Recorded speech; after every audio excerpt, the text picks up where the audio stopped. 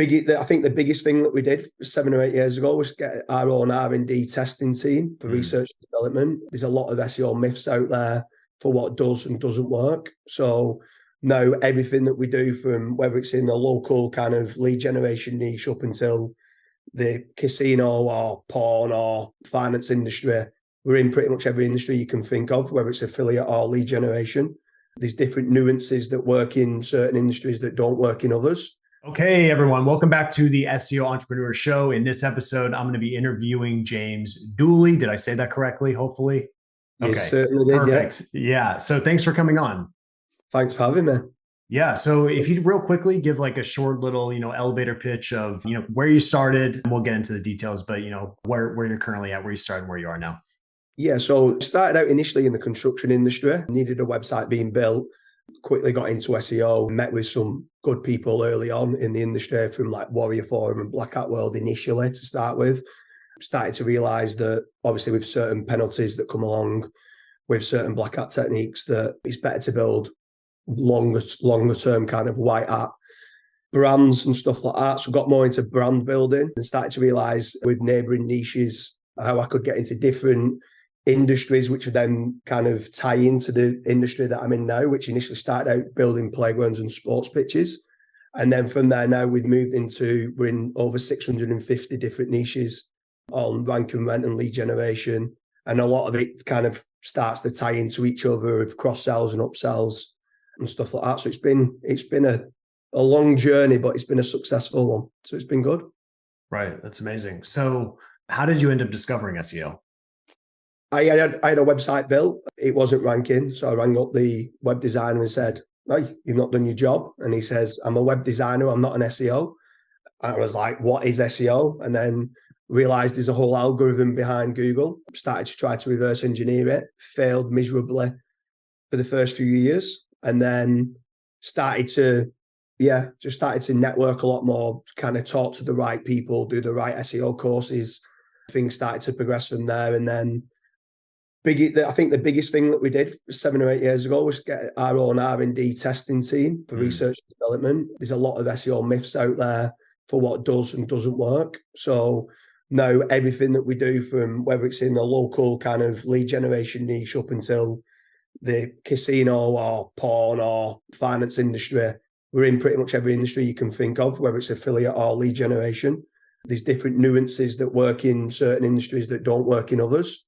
And yeah, we share data with other people that do testing, and yeah, it works nicely now, where back then when we didn't have the test data, we kind of listened to people who shared stuff in, whether it's on Facebook, on Twitter, online, and we went down the rabbit hole of testing lots of different things out, and a lot of them failed miserably. But like you said, it's you need to start somewhere, and it's about you win or you learn, and that's kind of what the team mentality was from day one. And with, like you said, I've mentioned it a couple of times already, but I don't know many people that's failed as much as us when we first started, but we bounced back up, and the bounce back ability of failing to where you are today is very, very important, especially in an industry within SEO that does change on a month by month basis. I mean, the core fundamentals will always be there of content and links, but what type of links work, what type of content works, what type of topical authority works and stuff like that. And then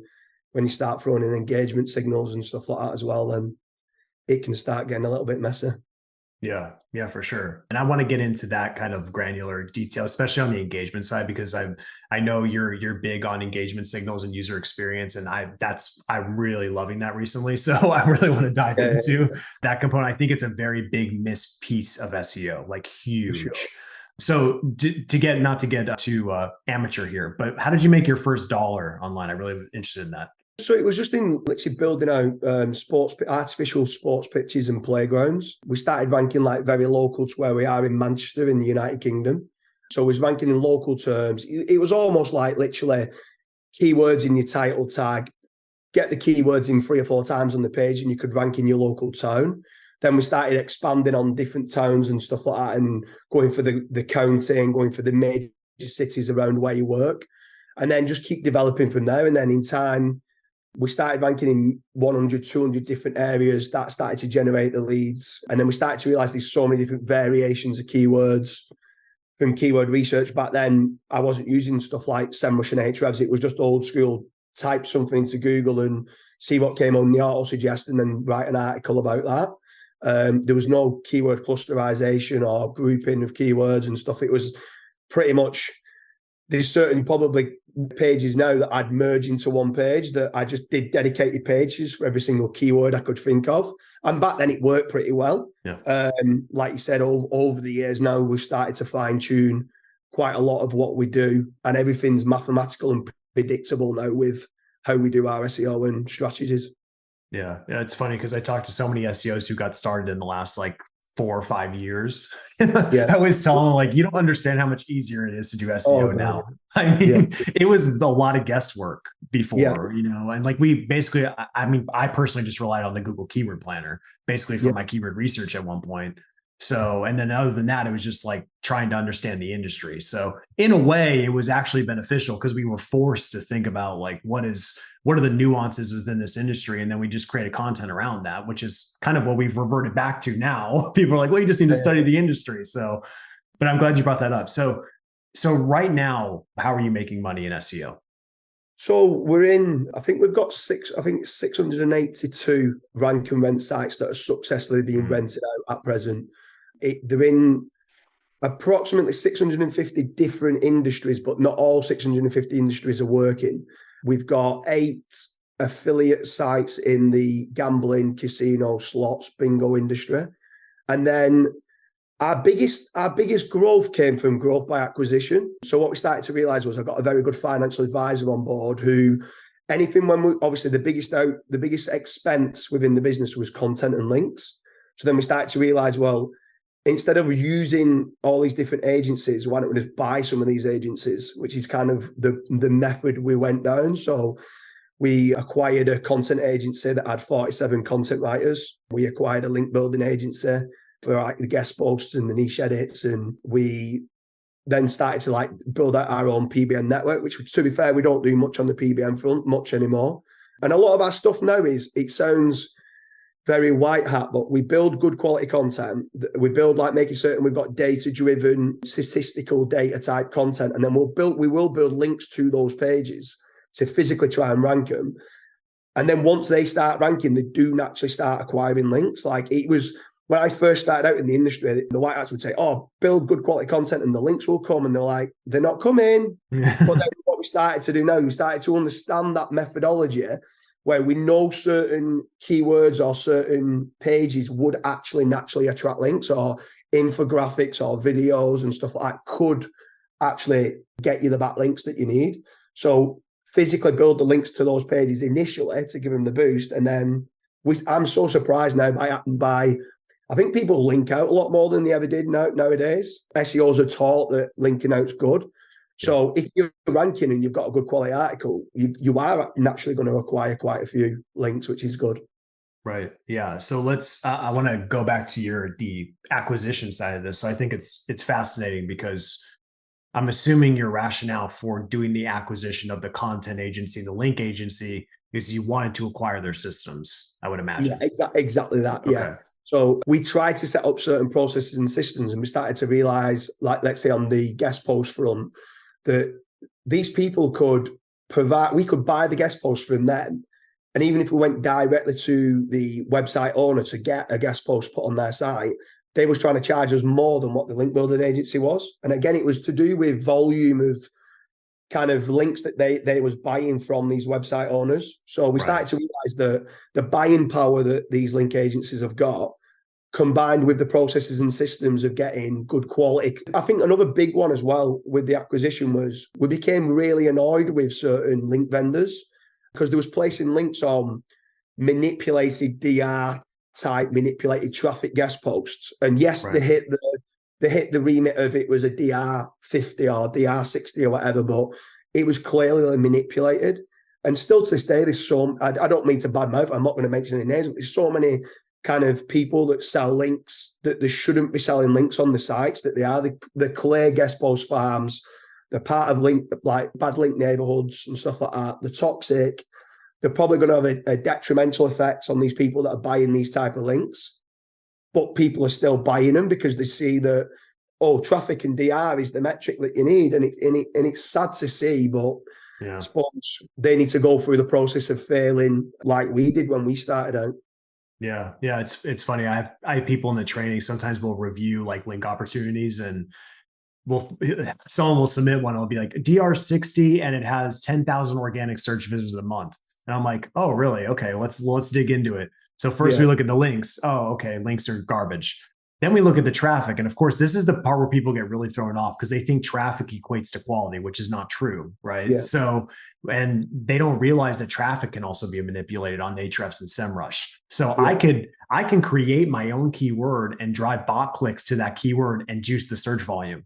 It's very easy. Any like amateur black hat SEO knows this. But so how are you safeguarding against that? I mean, what's your kind of qualification process look like for a link opportunity? So with regards to backlinks on quality control, because now we own the agency, now we've got all these extra measures in place where initially to clients that just want traffic and DR, the traffic manipulation, you can manipulate the search volume in Ahrefs. But then you can also just rank for certain stuff like error codes on cars. And some of these have got like 50,000, 40,000 monthly searches, and you only need to rank position number 3 or number 4. And the predicted traffic with Ahrefs would say that you're getting 2, 3, 4,000 clicks on this guest post. There's certain telephone numbers that people can rank for with regards to if you wanted to cancel your Sky or Virgin kind of account, they don't want to show you the telephone number. But if you rank for it, again, it gets 30, 40,000 monthly searches. So these sites are manipulated. So we do our link prospecting. We just generally look, sometimes with the naked eye, you can clearly see the traffic's been manipulated for what they're ranking for. We check to see what previous kind of articles that they've written. And if it's an article on casino, an article on porn, an article on CBD, then an article on construction, you're knowing they just accept guest posts for anything. So at that point, we're like, no, we're not interested. We use link research tools for toxicity. We use SEMrush for spam scores. We use Majestic for trust flow and citation flow. So it is a broad, like, if you speak to any data scientist, the more data that you have, the better. So we try and get every little bit of data that there is, put it into we've got our own in-house built simulator with whether it's a good link or whether it's a bad link. And we use that for a lot of our clients as well. And we try not to go after volume of links. It's more short and like just 4 or 5 quality links can move a page. One good link can move a page, and it can move a page within 3 or 4 days. It's alarming how quickly it can move, where a lot of link vendors will say, oh, it takes 2-3 months before the link to start showing effect. And it's like, well, an actual good link can move the needle within a week. It's just majority of them at this day now with Google are zero value. Google see that these are guest post farms and they're not good, even though they might look like a DR65 and they get traffic. So there is a lot of parameters that we put in place. We probably go overkill. I would be a link vendor's nightmare for being a customer, a nightmare. So that's why I needed to buy the agency and own it myself, and then we can put the quality control measures in place. Right. Yeah. So, I mean, I think the big debate obviously is, and I know Matt Diggity feels a certain way about this. I know he's one of your buddies, but as far as link relevance, how much emphasis do you put on that? So we do have, so within the simulator, back in the day, ONG came out with a reverse link or swing. Keywords in your title tag makes it a relevant link. And do you know what? Back in the day, that did used to work really, really well. Since they moved over to NLP categorization, a lot of people don't use NLP categorization with regards to what is a relevant link and what isn't a relevant link. Now, we've tested this in depth. And if you want to know the honest truth, you can move the needle with irrelevant links. Absolute fact. You can move the needle with irrelevant links. We've got so much test data on it to say you do not need relevant links. However, traffic is a massive ranking factor. And if we now physically try to rank, almost like parasite SEO, we try to rank our guest posts.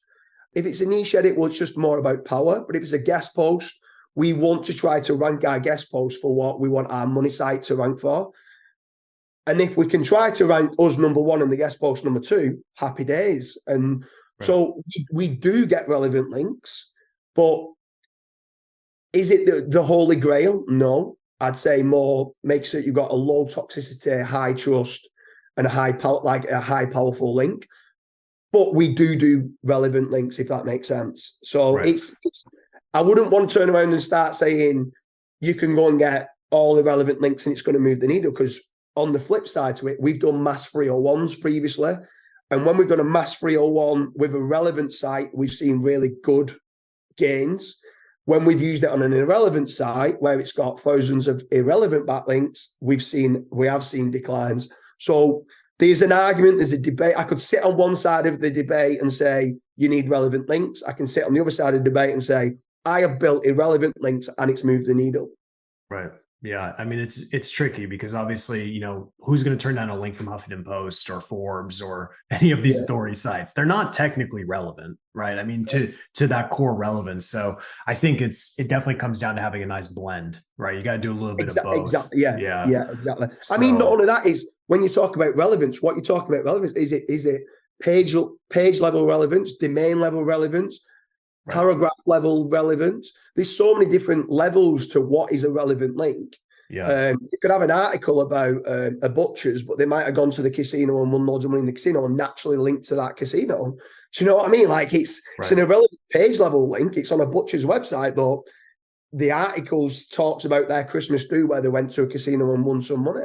So I would if I was doing the training, I would say go after relevant links. I feel that they probably would move the needle further and try to physically rank your guest posts.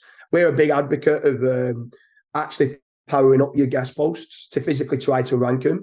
More, obviously, it passes more link juice or page rank and stuff like that, but just physically try and rank as many properties as you can online. Try to rank your images, try to rank your videos, try to rank your Google business profile if you're in local. Just try and rank everything and try and rank your links that are pointing through to your site, and the whole traffic and engagement and behavioral signals that come from Pinterest and Twitter and everything else that comes along with it. It just skyrockets your whole site. And that's one of the most under talked about things, I would say, in SEO. People talk about topical authority, technical SEO, backlinks and stuff like that. But like we've done stuff where I know Google says running PPC doesn't help your SEO. However, we know running PPC helps your SEO, but it's not turning on your PPC account and having the trust signals of having a PPC account. It's the level of traffic that starts going through to your pages on your site that starts to give it a lift. And it's very clear from our testing that when we've run Facebook ads or Twitter ads or run PPC, there's been an uplift in organic rankings, and it's to do with the behavioral signals and engagement, as opposed to Google saying, oh, we're going to reward clients that run PPC, because I don't think that they do that. I think it's two different departments, but I do feel the behavioral signals of it helps with better rankings. Yeah. And so would you say that's because so let's call it kind of like a secondary ranking factor. So it's not a direct. So you drive the paid traffic to the pages that you're trying to rank. And as a result, people engage on those pages and they're using Chrome. So they're tracking all that data and that gets cross-pollinated across the other platforms. Exactly that. Yeah.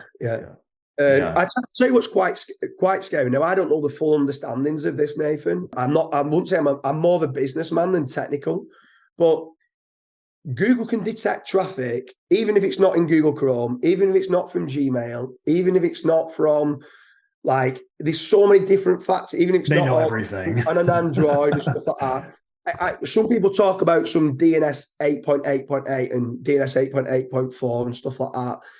They can detect traffic like there's no tomorrow, way more than what you think. And the direct traffic from email campaigns we've seen to that, web notifications, traffic through to pages, give it a boost like there's no tomorrow. Yeah, but you've got to try to build, but this is where you say, try to build up your audience for, like, you've got a nice YouTube subscriber list and stuff like that, which might then generate your traffic through to your site. If you've got a Twitter following, all that kind of starts building up. We've had some stuff where all what we did was build out a mass Pinterest account in women's clothing, stuff like that on an e-commerce. And that level of traffic that was going through caused some of our pages, they should not have been ranking for certain terms. And I'm pretty certain it was from the Pinterest traffic alone that was coming through that just Google was rewarding us. We was way behind on the quality of links. We was way behind even on the quality of content. But the level of traffic that was coming through from social media was what I feel was helping it to rank so much better. Yeah. And I think this is just my theory, obviously, just because from my testing as well, that it's really what happens after that traffic gets there. Right. Yeah. When the traffic gets there, all of the magical stuff that tends to happen. Now they're consuming the content. And maybe they reshare the content on Pinterest. Maybe they bookmark the page. Maybe there's some sort of signals are occurring. And the funny thing is, I know everyone hates GA4, right? But there's one thing in there that's so sneaky that I because I've been doing my screaming frog crawls, and there's the engagement rate in there. And now what I can do in my crawl is I can see the engagement rate of every single page on my site. And come to find out, there's a direct correlation between poor engagement rate and poor SEO performance. So what I do is I've connected all of those together. So now I have, GA4, Google Search Console, Ahrefs. I got them all connected. So I could see that data across the board. And I've been showing some examples like on my, on my various channels. But one thing I've been doing recently is I've installed Mouseflow, which is the one I'm currently using. I'm not sponsored by them or anything, but you could use Hotjar or any of the tools. It doesn't really matter, but some sort of UX tracking tool. What I do is I've been recording every single one of my organic pages and just seeing like what is happening on these pages. And you can, within seconds, you can see if users, what they're doing on the page. And if they're bouncing, they're not scrolling, like there's any type of bad signals, like that needs to be fixed. Yeah. And I've been testing it too. So like we'll find one with poor user engagement. We'll rework the page. Maybe the intro is too long. Maybe the headline's bad, whatever else. And then we republish, put it through SEO testing. And I'd say like 99% of the pages we've done this on have gotten better results. I mean, it's just like without fail, because really what you're doing, this makes sense, obviously, because you're just making your page better, right? It's no big secret here, right? But it's using that data to your advantage. So I'm assuming, have you seen similar types of testing? Yeah, to be honest with you, I'm not clued up on the GA4. It's been frustrating for me with moving over to GA4. But what we have done, quite a lot of what we do now with regards to acquisitions is because we've got a big testing team and R&D team. We've moved a lot into, because we've got successful sites, and we're kind of like, right, okay, let's maintain what we've got there. The ranking, majority of them are ranking position number 1 for our main keywords that we want to.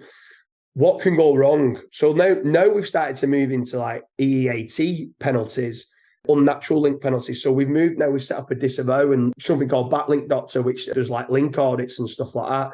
Do disavows work? And we wanted to understand firsthand, do they actually work? Because so many people said that they did, and we wanted to know whether they did. Is EEAT actually a thing, or is it just spoken about by SEO influencers of being, this is really important or not? So we wanted to get into these markets of like, okay, what happens if we did this? And then the other one was what you're talking about there, where you improved your kind of the worst quality pages with regards to behavioral signals. We wasn't actually looking at that in GA4. I didn't know about that. So that's very good. And we could now start to look at this even more so. We took over some sites that have been massively penalized. These sites was doing 1 million clicks a month in the affiliate marketing space for like Amazon and stuff like that. And they've been decimated, right? And they've tried everything that they can to recover it and said, look, you can pretty much have the site and we'll split 50-50 on whatever you can make. It's making a few £1,000 a month in Bing, making nothing from Google. So we've put them test beds together over the last 2 years, and our success rate for recovering sites has been phenomenal. Now, but I can't put my finger on the exact one thing that we've done, but a big one that we did do was content pruning. So we would go into clusters of being, we're not an authority in this. We've spread ourselves too thin. We're talking about gaming chairs and gardening and this. So we're like, what do we want this site to be? And everything that wasn't ranking, we pruned and took off. we did the disavow, we did the EAT, kind of everything related to EAT, just things like the meet the team, the about us page and everything like that.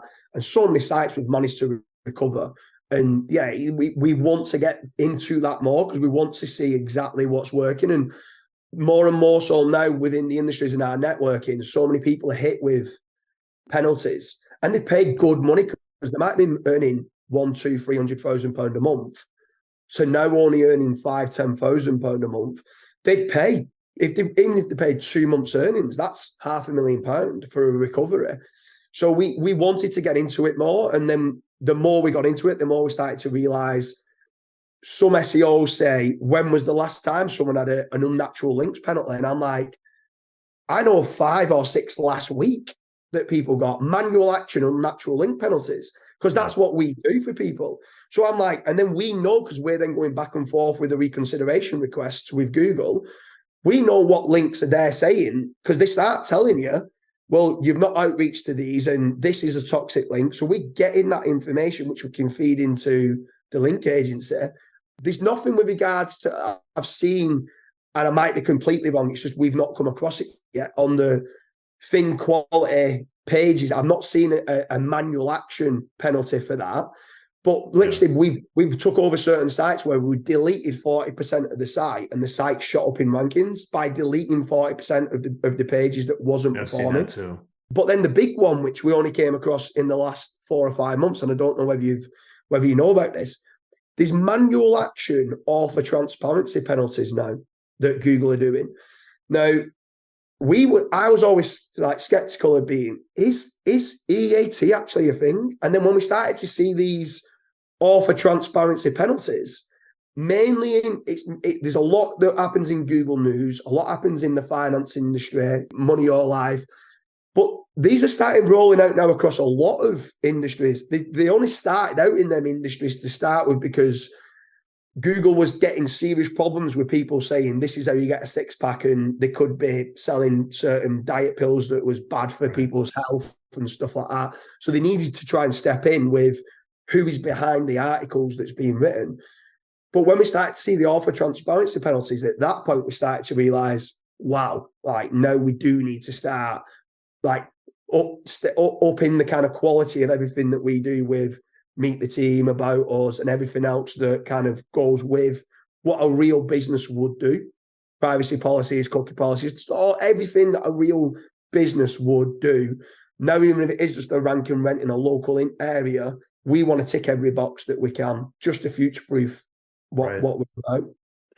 Yeah, it's funny you say that, because it's like before with SEO, it used to be kind of just you could pull a few levers and a lot of things would change. But now it's like when people tell me they're not ranking, I'm like, well, it could be about 500 different things. So like we have inside of our system, we have this diagnosis checklist, and I just go through every single possible thing. Like I'm at the point where it's like, I want to be able to just do process of elimination, right? Yeah. Because at this point, there's just so many variables. You can't really pick one. It could be page speed. Yeah. It could be quality of the content. It could be the link quality. I mean, you could get so granular with so many of these variables. So it's almost like you got to just really go through the process and just eliminate everything that it could not be, and then go from there. So exactly. It's just what you're describing is so funny, because I bet if we had this conversation like 9 years ago, it'd be like, let's just build PBNs, let's slam the site. Like, it'd be a lot more simple. But now it's like, well, we gotta. And the funny, it comes so full circle, because now at this point, like good SEO is just building a good business, right? Yeah, that's it. So I want to ask you about specifically this concept of digital real estate. All right. I think it's a really, really interesting. And actually going back to what you said earlier about kind of blanketing the first page, I think that's not talked about a lot, right? I think a lot of people get so focused on like their website. And I've had leads come in and they're doing well on Amazon, right? They're like dominating Amazon organically in Google, like with their listing. And they're like, but we want to invest in our website. And I'm like, why would you want to invest in your website? Like keep investing in these properties that you already have authority on and just dominate there. And they want to start with a fresh website when they already got domination going. So it's kind of a weird dynamic. People get a little confused about that, because I think the goal is obviously to just we want to flood the first page. So, and I've seen this in my own business too, where like specifically, if I tried to rank for SEO on my website, it would never happen, right? Because I would need like a billion links to be able to even get there. And plus, it's a terrible keyword to rank for anyway. Yeah. But funny thing is on YouTube, if I publish on YouTube, I rank on the first page of Google for SEO the day of, right? Yeah. So can you talk about how your thought process goes into trying to occupy more SERP real estate? And then we'll talk more about kind of like the actual digital real estate component that you're involved in. So with regards to more digital real estate, obviously, I touched upon it before. We want to rank. We want to be number one in Google Images. We want to be number one in Google Videos. We want to be number one in YouTube. We want to be number one in web search. If we can get number 1, 2, 3, 4, 5, 6, 7, 8, 9, 10, happy days. We want all the real estate that we can get. If everything that we're doing, how we're doing it can we do it to a better standard to try to rank that? Now, whether it's let's say like a social fortress that you put around your site that some people call it. We still do that with regards to branded links and stuff like that. But couldn't we rank our guest posts? Could we do parasite SEO? Because parasite SEO is working better than it ever has, to be honest with you, at present. Would you mind just describing parasite just for people that don't know about the method? Parasite SEO is like a very large news publication site, or Huffington Post or Forbes or Outlook India or The Sun, The Telegraph, trying to get a guest post on there, which might cost upwards of $1,500, $2,000. So it's expensive. But when you send the tier 2 backlinks, when you write a good quality article now, I don't know what kind of content optimization tools that you're using, maybe ClayScope, Market Moves, Surfer, onpage.ai. There's several out there, Phrase. They're all good, kind of pulling in what entities should be on the page. But when you go and write a perfect outline with all the right H2s, you get the right entities on the page, you can share that out to all of yours. If you've got a social media following, so it's getting traffic through to that page as well, you hit a couple of tier 2s, like could be PBNs or niche edits to that will rank. Now, what we try to do, where we try to be a little bit creative, is if we've got 2 or 3 sites in the space of, let's say, SEO, and you're trying to rank for SEO link building, our parasite page might be talking about best link building companies, so the plural, and we'll put obviously us number 1. We might mention 1 or 2 of our friends, let's say Diggity, number 2. We might then put one of our other brands at number 3 and number 4, and then we might throw in Matt Woodward as number 5, or somebody else that's doing the Hoff and stuff like that, Fat Joe. We put them in there, but we're putting us at like 1, 3, 4, and 5 or something like that. Now, obviously, that's going to get a lot of traffic through to it. It's ranking for the plural, which is difficult for your website to rank for the plural term of companies or agencies. And Parasite is using somebody else's high DR, powerful site, doing a really quality article on there, going after the plural term, that's it's sending link juice or page rank, but it's also sending traffic through to those pages. You're taking up more digital real estate within Google. It's just more traffic that's coming through, which then hopefully converts to either more orders, more sales, whatever it is that you're looking to do, more affiliate clicks, or if you do display ads, getting paid on more impressions on the display ads.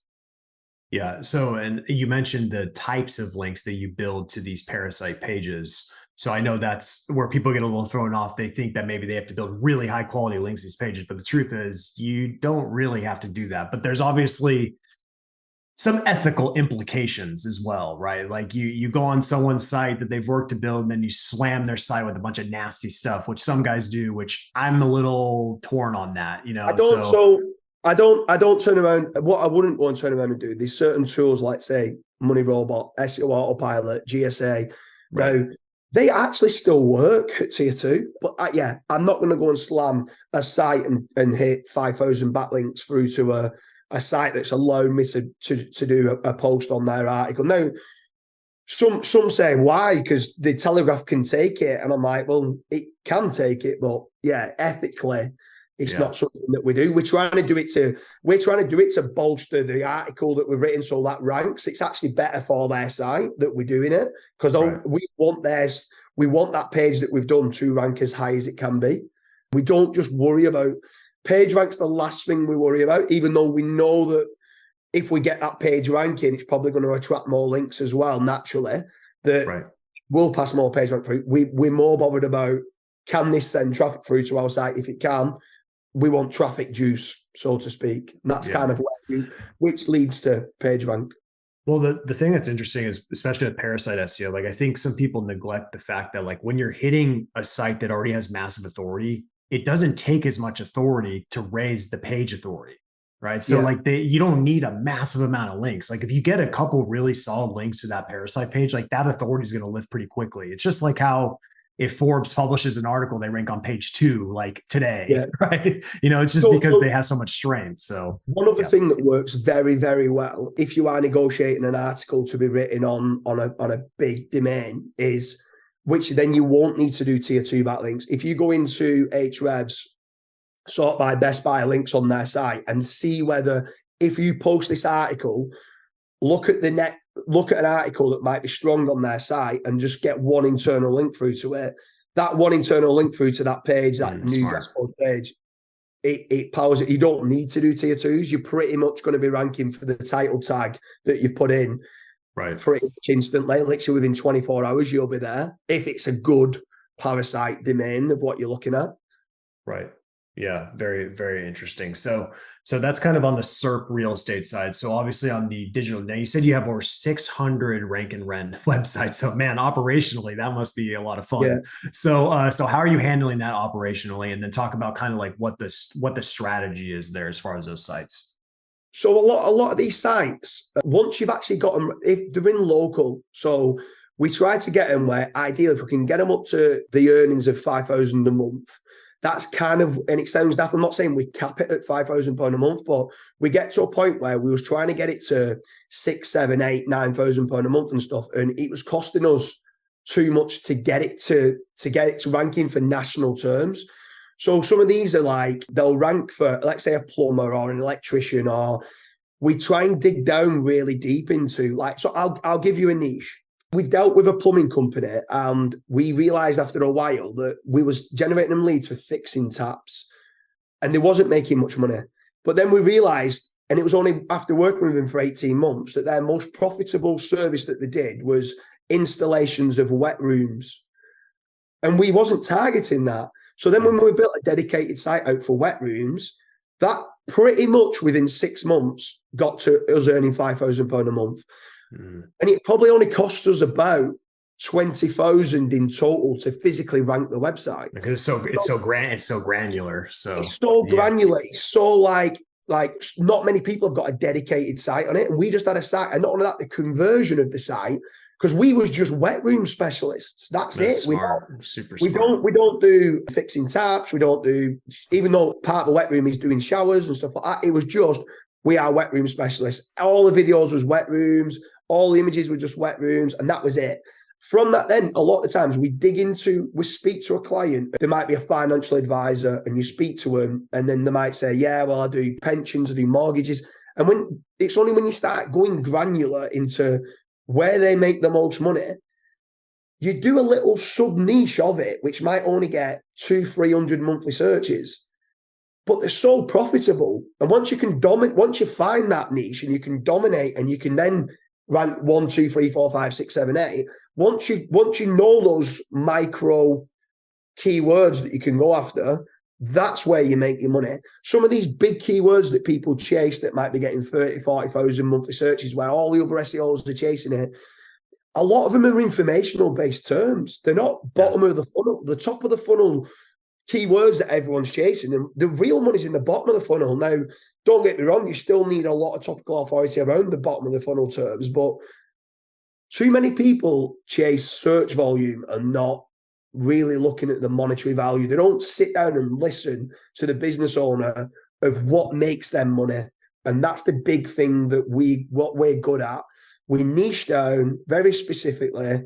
A lot of the sites, after maybe 18 months of work on it, some sites we've not logged into for 2 years. Like, we've literally done no backlinks. We've done not with, like, if ever they dropped in rankings, we'd do something. But some of these sites have stayed there We've got like, it goes against everything with regards to link rot, content rot, like, oh, it's not freshness of content and all the rest of it. But because they're so easy, the terms are so easy.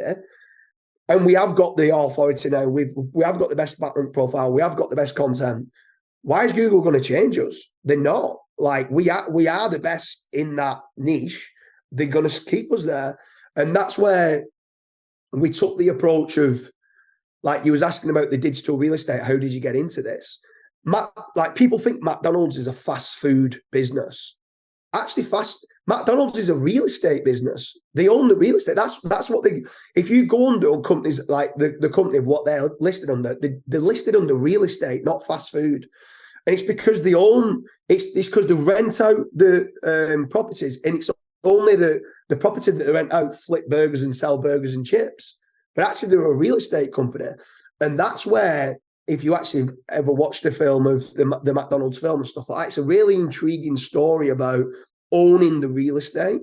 And we quickly understood that I ain't doing client SEO work, because if they want to change the color of a button from green to blue, and the background of the site's blue, and the call to action is not going to stand out, and we've split tested using Hotjar or VWO or whatever kind of CRO kind of tools that you use, we want it green because we know that it converts. So if we own the site, we say, look, we're having it green. Like, you're getting the leads, you're getting the conversions, this button's green. Where if it's their site and they want it blue, it's the tail's wagging the dog. We've got to go, okay, sir, we'll change it to blue, even though it doesn't convert. Or you've got to explain to them in big, long emails and telephone calls of why you're doing it as being green. And that's where us owning the assets has been a godsend to us. We do what we know works that gets them a return on investment. The clients quickly start to understand, actually, you're the experts in doing this. We'll just listen to you. We just want inquiries for what make us money. And that's all that we try to deliver. We look at what makes them money. We deliver on what makes them money. We get paid. They get paid. Everyone's happy. Yeah. I want to go back to what you were talking about as far as like that granularity of targeting. Man, on the local level, that is everything. It is everything. Yeah. I mean, we have, it's so interesting. Like, we have this one client that's, you sometimes you'll have a campaign where like you've done everything by the book, and it just, for some unknown reason, a site just will not get past a certain point, right? It could be just age, it could be not enough links, whatever it may be. So I did a little experiment. I was like, you know what? I'm convinced that I can rank for this so easily if I just got an exact match domain. So I got a pure, like the purest form of exact match domain around their core, their core offer. It was like, their service plus Houston, basically, .com.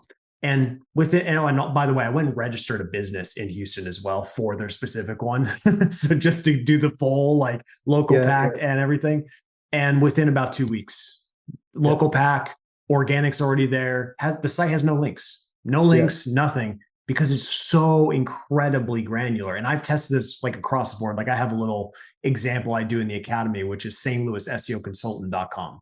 It's one page. It's literally one page. And it's an exact match domain, and it works incredibly well. So I drove links to it, built out a good page. And, if you're Google, like, you want to deliver the most relevant result. So this is why, like, the whole thing about you have to build topic authority, you have to create all this. That's not always the case. Right. So especially when you get into like the granular kind of what we're talking about, at least. Yeah. So exactly that. And sometimes it's frustrating where you speak to some SEOs. Obviously, Nathan, you're at a ridiculously high level. So when we're talking, you straight away, okay, I get that. But some SEOs think that it's the same in every industry, and it's just not. Like, it's different. No. Like in the finance market, you do need topical authority. You can't just go and get an AMD and build one page and hit loads of traffic to it. Definitely not. But in some industries, 100% that's what you can do, and that's where you've got to know where you can win and how quickly you can win, and is it worth the return on investment? And if it is, then double down on it. But EMDs and PMDs still to this day work so well; it's unbelievable. So well. Yeah. And it's crazy because some say, "Oh no, that's so black hat and that's so 1999," and you're like, it works. Look at the local results. I mean, Yeah. proof is in the pudding. Look, Yeah. like at least in the US, I don't know where you are, but at least in the US, you look at pretty much any local results, you're going to see exact match name businesses ranking local pack. I mean, it's just a fact, right? There's some exceptions, obviously personal injury, just because it's been hit so hard with spam. So now basically all that's been taken out. But for most other industries, it's all exact match. I mean, pretty much everything. And then I have these conversations with these businesses that are branded, they're legit. I'm like, why can't we beat these guys? I'm like, you're not going to beat them. They're too relevant. You're not going to beat them. So it's frustrating. I get that. It's definitely frustrating in that regard, but it just goes back to Google being a relevance machine, right? It's just a relevance machine. So, but what they could do though is it's almost like a PBN network, but for every service that they do, they could do an exact match around it. So if there was a lawyer and they did divorce lawyer, yes, okay, have your big, nice branded site that looks pretty and that's your shop window of who you are. But create a divorcelawyer.com or whatever's available kind of site. Create they're lead generation sites. A family attorney site that all goes back and filters back to you. It just makes it so much easier. You can't mess up the internal linking on it because it's just about divorce lawyer and that's it. Yeah. The topical authority is just about divorce. It just only get links about divorce. Nothing can go wrong when it's like that. When you try to do these multi-topic type sites, you need to be high-level SEO. Otherwise, you quickly start siloing things the wrong way and everything just messes up. Nothing. Yeah, I 100% agree. Yeah, because I've seen it so often. I've literally been trying to tell a lot of businesses, I'm like, it would be easier for us just to build a new site and just dominate this one little pocket of your vertical instead of trying to do it on this big monstrosity of a site. Like, and it's a hard thing for some clients to wrap their head around, So, but from a return on investment perspective, it's literally better because it's easier to rank. You need less resources to rank, and you're going to dominate for the long term. So therefore, your return on investment is going to be higher. Sometimes I think a client will say, if you think of a business owner and you say, build a second site, they probably think you're saying that because you're going to get twice as much money because now you've got two sites to optimize. So they become very scared about the situation, which is why, again, it kind of plays in our hands. We say, look, we won't charge you for the site. We won't charge you for the site. We won't charge you for the content. It's our site. We'll just generate. You tell us what you have your site over here that's nice and pretty. You tell me if divorce lawyers where you make money. I'll build you a site on divorce lawyer. You just pay me a cut of the commissions that you make, and just give us a finder's fee of what makes you the money. And then they're actually happy to do it because then they're not taking any risk, and they think you're not going to be able to rank it. And by the time you have got it ranking, they're like, probably are thinking then, should have done it. Yeah. But sometimes they've had their fingers burnt by so many cowboy SEOs that fake it before they make it and all that. And it's not fair on business owners to a certain degree. Like there's no legislation, there's no regulations put in place of who's a good SEO and who's a bad SEO. People just go, yeah, I do SEO. And there's no certificate, there's no training, there's nothing to say whether they're good or bad. And they go and take the £2,000 a month for 6 months, don't rank them, probably put them in a worse position of where they started, and then leave and they can't do anything about it. And I think it needs cleaning up. I think it needs maybe your Gotch SEO Academy has been the... I mean, we're trying. Yeah. I mean, it's kind of funny you say that because that's like the rationale. We have our like certificates, and I know certificates don't really mean anything, but for us, it means something because we have this SEO mastery certificate, and the requirement is you have to actually get results. You like, it's not just you can take a test, right? Like taking a test doesn't mean anything. This is like, you go through school. It doesn't mean that you actually know how to do anything. Right. Yeah. So that's like, for me, it was so critical that we have something where it's like, no, you have to prove that you've actually used this process to get results. And come to find out, only a very small percentage of people have actually earned that.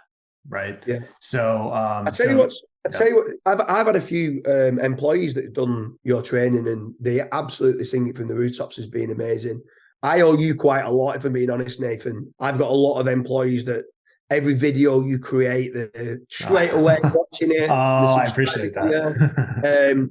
The value that you bring to the SEO community is unbelievable. It's brilliant. Appreciate that. But my question to you is, how do you know how many people that sign up to your training that actually finish it? Because I do. I get stories. So many sign up to training. Yes. And 90% of them don't even come to finish the training. It's like they'll watch a few videos and go, I know what I'm doing, and go off and do their own thing. Yeah. What's your percentage then like? Yeah, I'm so happy you asked that. Now, I won't talk too much about my program, obviously, because I want this to make about you. But funny thing is, in 2000, this is like 2018 or so, my training was doing well. I had the traditional model, like the launch model, open up for a week and you join and then close it and that type of thing. And basically you join for like $1,000. So I was like going through it and I'm like, oh, this is cool. And then but then one day I was like, I'm going to look at the back end data. I just want to see like how people are going through the training. For some reason it came to me. I'm like, I just need to look and see. And I was so disturbed when I started to look at how many people were not using my training. It actually literally put a pit in my stomach, because I'm like, why would you not use it? Like, you go through and you get results and you make money. Like, why would you not want to do that? To me, it was so mind blowing, because Strengths Finder, I'm a learner. So like in my mind, I'm always thinking about learning. So for me to try to understand was very difficult. But crazy part is, like, I think it was about 15% of people never even logged in. Okay. They did not even log in to the platform. They paid. They didn't ask for a refund. They didn't do it. They didn't even log in. So that was like problem number one. I'm like, oh my gosh, why are people not even logging in? Like, I have failed. That's the way I viewed it. Like, I have failed them because they have not logged into the program. So that was the first part. The second part was to come to find out your percentage were spot on, by the way. It's about 10 to 15% of people make it all the way through a training. Of that type of model, right? So this is why I met my business partner, Simon, and in 2021, we changed the whole program and increased the investment much higher. But one thing I added was that I do these coaching calls now every Tuesday and Thursday. And I think I've done almost like 250 of them now at this point. Yeah. And so now this is where it gets interesting. Our completion rate is 80% now. Superb. Yeah. Yeah. So there's a lot of kind of like mechanisms we pulled for that to happen. Like the community, we built a custom platform for the training. Like, we have all these things in place to really give people value, because unfortunately, like, you've been in this industry for a long time. There's a lot of guys who have come and gone out of this industry, right? Yeah. Big names who now are maybe in crypto or whatever else it may be. They've just gone from one thing to the next. Not a lot of guys like you who've actually stayed with it for this long. It's not a lot of guys. It's a small handful. And so we all know that a lot of people have been burned, right? That's just the nature of it. So that's why I'm doing my best, at least, to try to make that not the case anymore. Trying to give really good training that actually drives results. So anyway, enough about me. But one thing I wanted to ask you is, on the rank and rent side, I think this is a very fascinating business model. And I think a lot of people have a hard time doing it the right way. And I think there's just because there's some kind of like logistical problems that I think people deal with. So like, okay, let's just walk through the process. All right.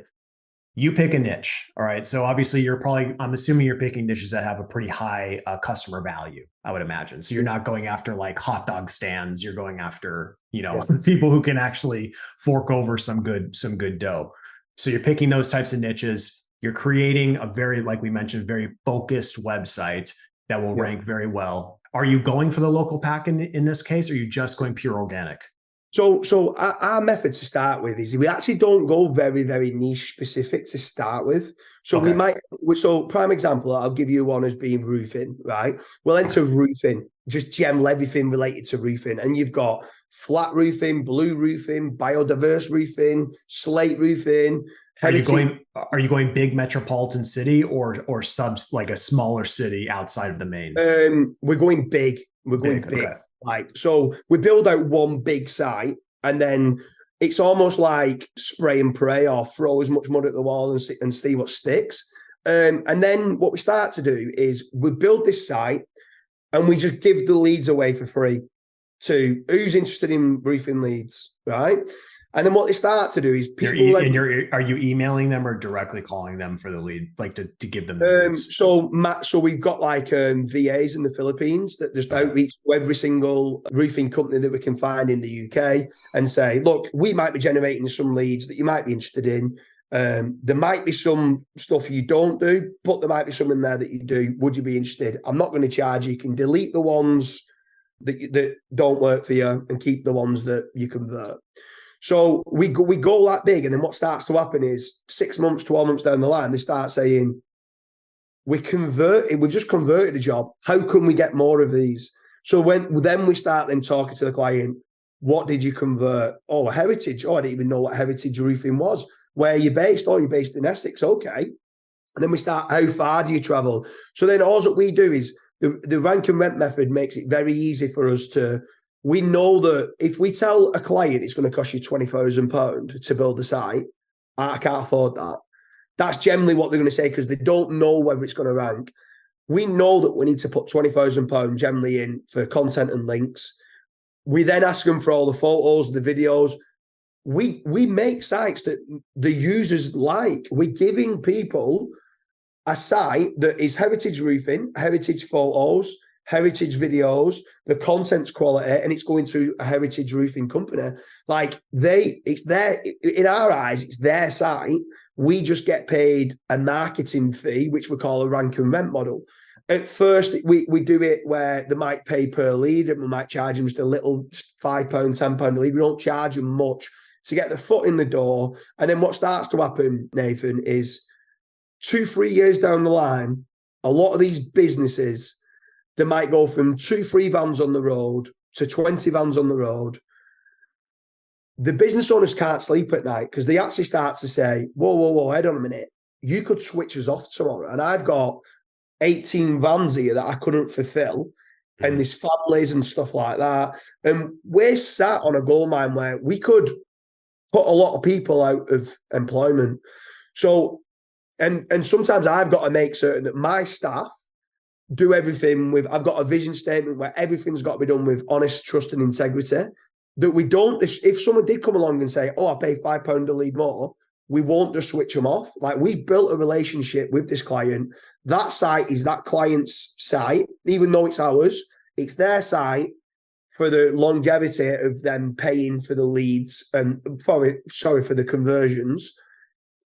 And then they normally end up asking us to invest in the company. So they're not, and some even just say, we'll give you 20% of our business. And it might be a 3-4 million, £5 million revenue turnover business that might be making a few £100,000 in revenue.